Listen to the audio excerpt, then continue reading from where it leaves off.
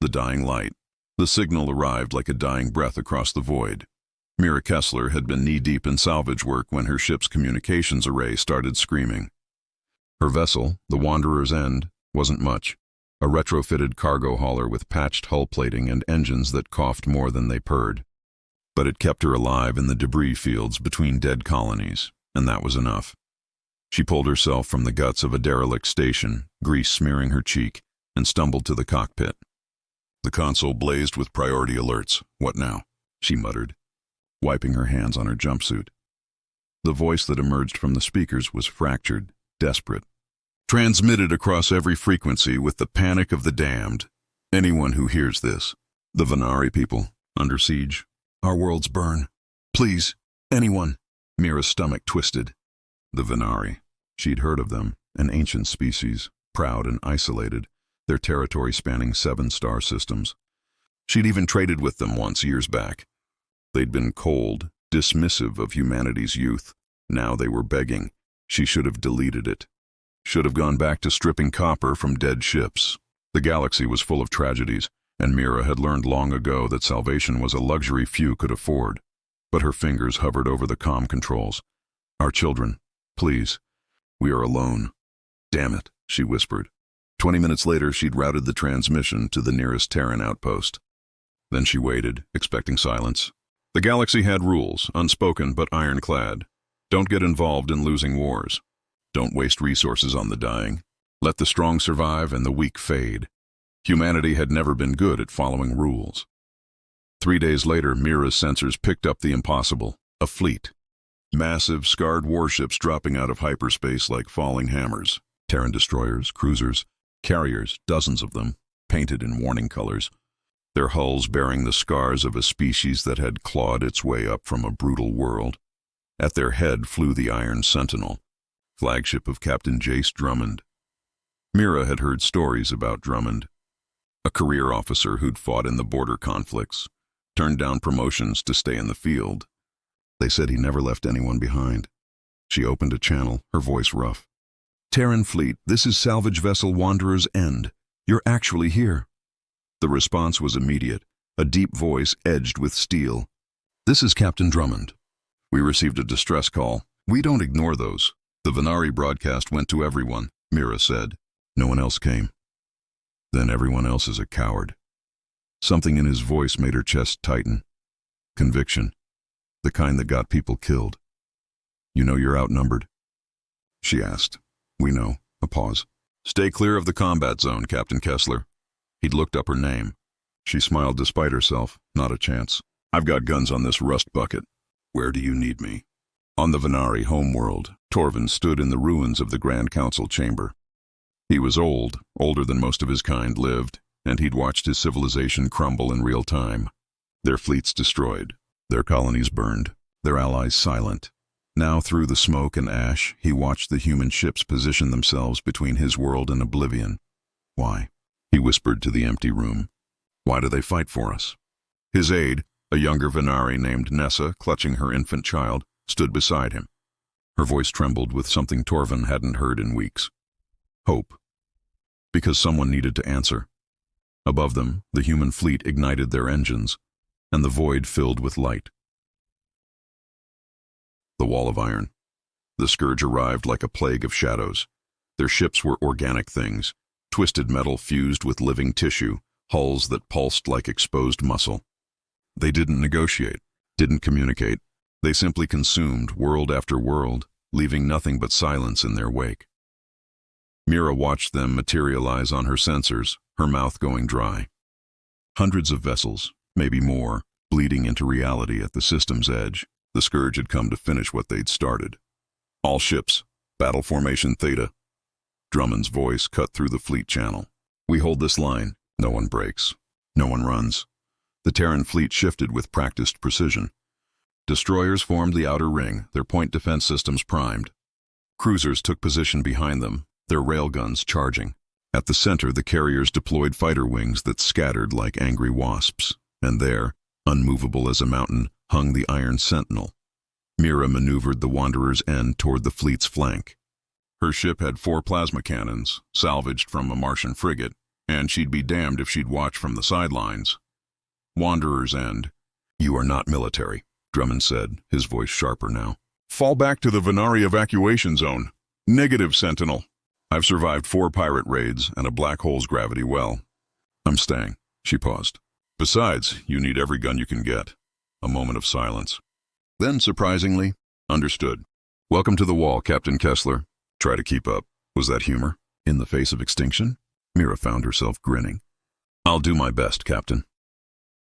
On the Iron Sentinel's bridge, Lieutenant Hanna Voss studied the tactical display with cold eyes. She was young for her rank, 32, but she'd earned every commendation through blood and precision. Her fingers danced across the weapons console. Enemy fleet closing. 900 contacts and counting. They're not even trying to be subtle. Drummond stood at the center of the bridge, arms crossed, watching the swarm approach. He was tall, broad-shouldered, with gray threading through his dark hair and a scar running from his left eyebrow to his cheek. A gift from shrapnel during the Proxima incident. They don't need subtlety when they have numbers, he said quietly. Voss, target their lead vessels. Make them think twice about charging. Aye, Captain. Firing solution locked. The Scourge fleet surged forward, their formation chaotic but overwhelming. They didn't care about tactics. They were a tidal wave of teeth and hunger. Fire, Drummond ordered. The Terran fleet roared to life. Railguns thundered, hurling tungsten slugs at relativistic speeds. The projectiles crossed the void in seconds, punching through Scourge vessels like paper. Explosions blossomed, silent flowers of destruction against the black. Missiles followed, hundreds of them, weaving through point defense fire to detonate in brilliant clusters. Plasma lances carved glowing lines across the darkness, severing ships in two. Mira fired her own cannons, adding her small fury to humanity's storm. The plasma bolts weren't much against capital ships, but they shredded the smaller Scourge fighters that swarmed like insects. Direct hit on enemy cruiser, Voss reported, satisfaction in her voice. It's breaking apart. But the Scourge kept coming. Energy beams lashed out from their fleet, sickly green light that burned through shields and armor alike. A Terran destroyer took a direct hit, its forward section vaporizing in an instant. The wreckage tumbled away, trailing fire and bodies. Valiant is gone, someone reported, voice tight. Drummond's jaw clenched. Hold the line. All ships tighten formation. Protect the carriers. Mira's ship shuddered as a Scourge fighter strafed her port side. Alarm screamed. She yanked the controls hard, spinning the Wanderer's End in a maneuver that would have made her old flight instructor weep, and returned fire. The fighter exploded in a spray of organic matter. Nice shooting, Wanderer, came Drummond's voice. Private channel now. Her heart jumped stupidly. Just keeping up, Captain. Stay close to the destroyer Acheron. She'll cover you. Worried about me? I'm worried about everyone. A pause, then softer. But yes. Something warm unfurled in Mira's chest, dangerous and distracting. She shoved it down. Later, if there was a later, the battle intensified. The Scourge crashed against the Terran wall like waves against stone. Ships burned on both sides, the void filled with debris and death.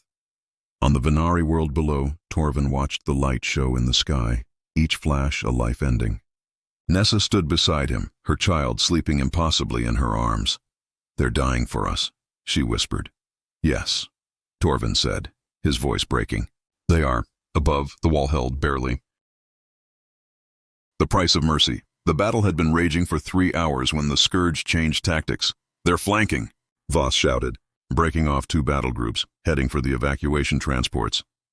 Mira's blood turned to ice. The Venari transports were slow, unarmed civilian vessels packed with refugees. Thousands of families, children. They wouldn't last 30 seconds. All destroyers, intercept course now. Drummond's voice cracked like a whip. Cut them off. But the destroyers were already engaged, locked in brutal close combat with the Scourge main fleet. Only a handful could break away. It wouldn't be enough. Lieutenant Hanna Voss studied her tactical display, her mind calculating vectors and probabilities with merciless clarity. She saw the truth immediately.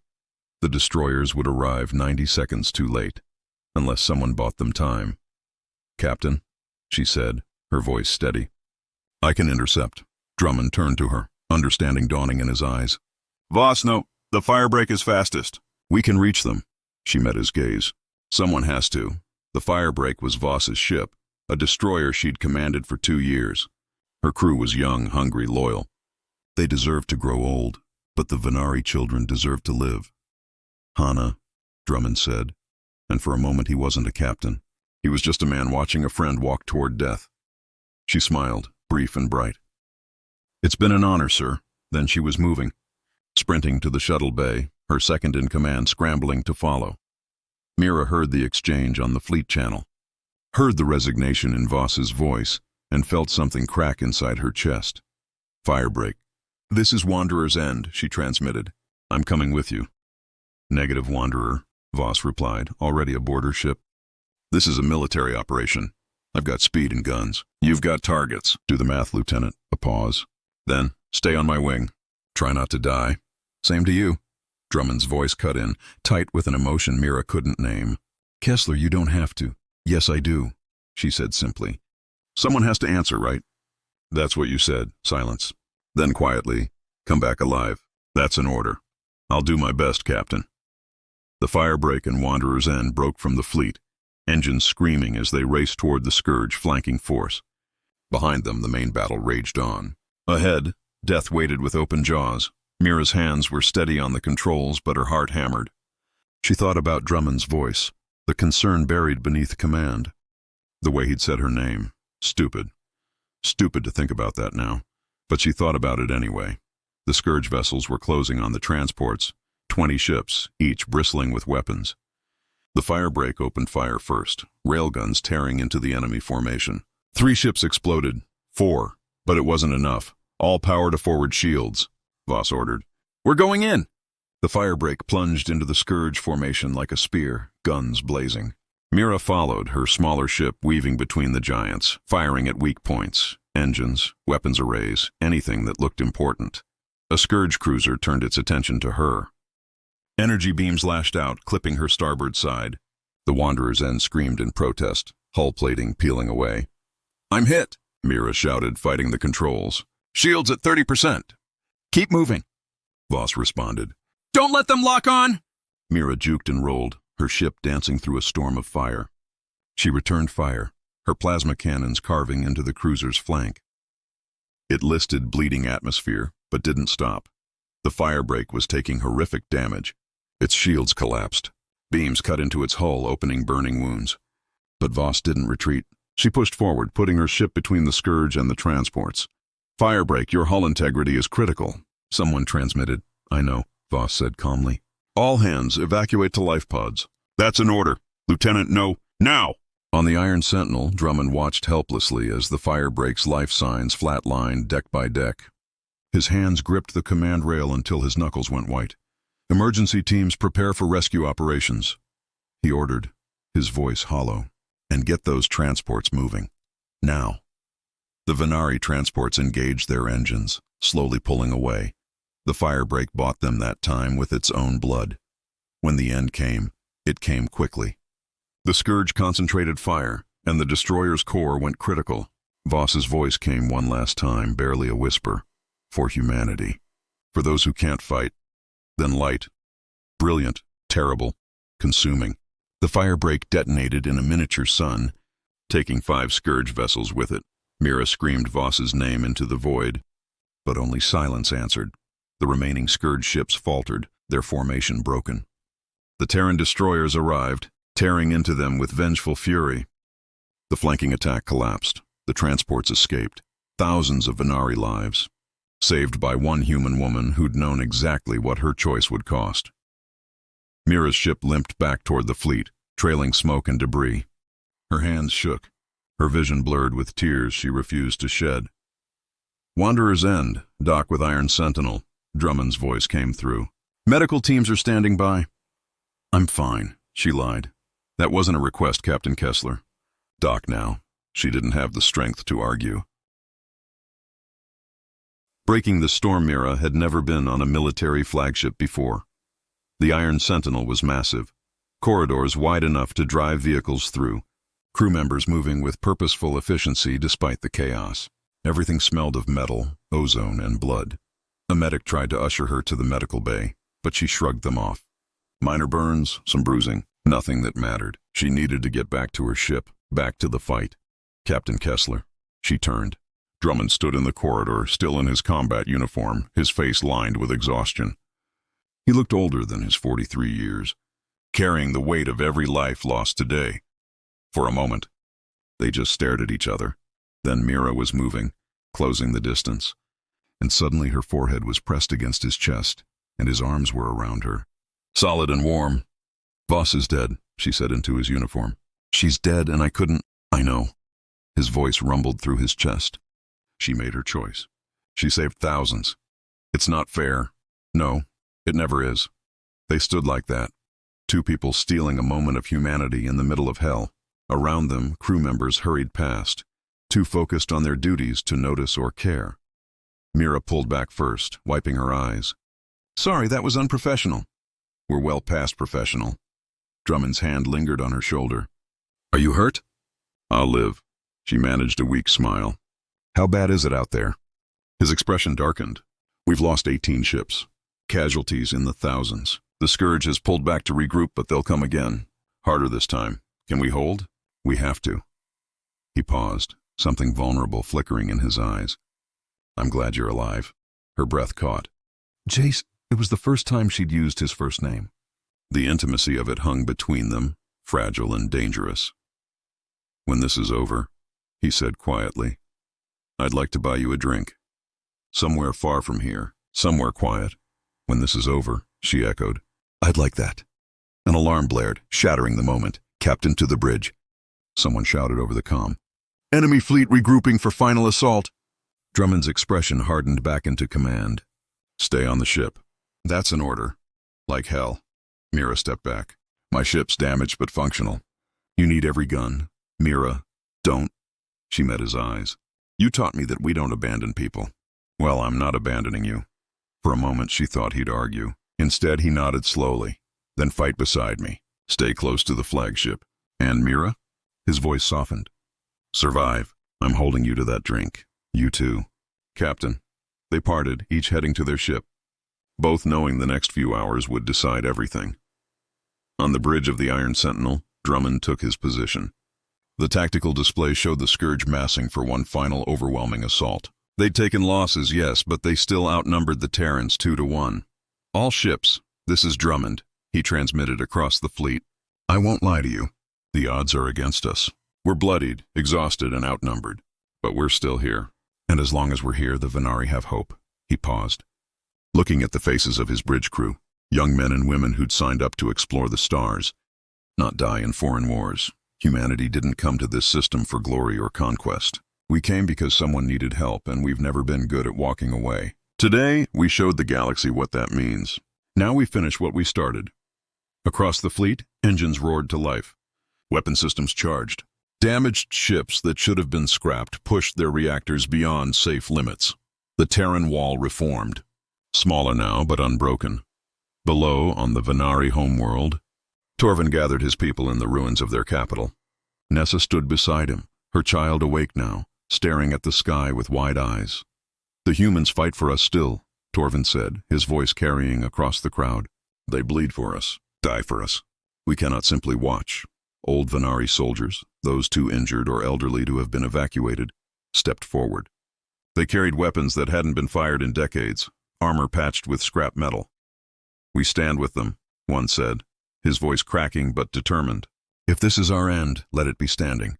Torvin felt tears on his face. Signal the human fleet. Tell them they do not stand alone. The message reached Drummond as the Scourge fleet charged. He read it twice, something tightening in his throat. Helm, acknowledge the Venari ground forces. Tell them we're honored. He turned to his crew. All ships, full power to weapons. On my mark. The Scourge came like a living nightmare. Hundreds of ships, weapons blazing. The Terran fleet met them head-on, and in the fury that followed, humanity proved once more why they were called Deathworlders. Not because they were unbreakable, but because even broken, they refused to fall. What remains? The battle ended not with thunder, but with silence. The Scourge fleet, what remained of it, fled into hyperspace. Their command ship was destroyed, their numbers devastated. They'd come expecting easy prey and found instead something they couldn't comprehend.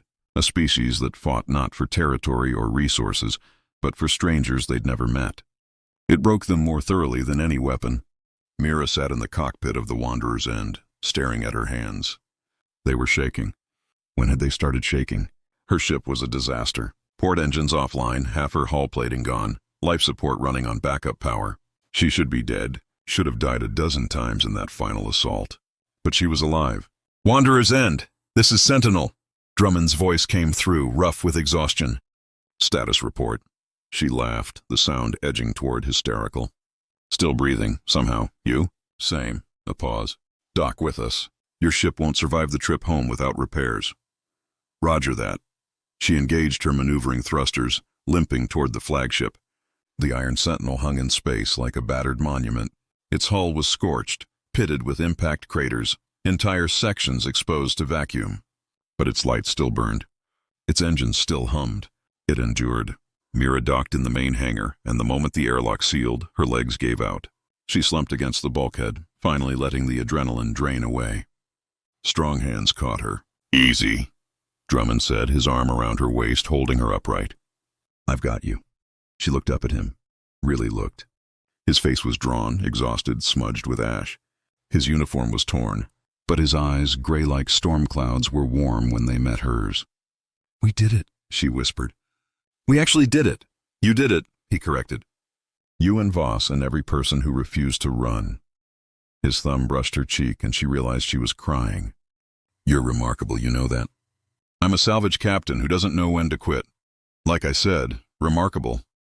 The hangar bustled around them, medics running, engineers assessing damage, crew members embracing after hours of hell. No one paid them any attention. Mira rose on her toes and kissed him. It wasn't gentle or romantic. It was desperate, fierce, two people confirming they were still alive in the only way that mattered. His hand cupped the back of her head, and for a moment, the war, the death, everything else faded. When they broke apart, both breathing hard, Drummond rested his forehead against hers.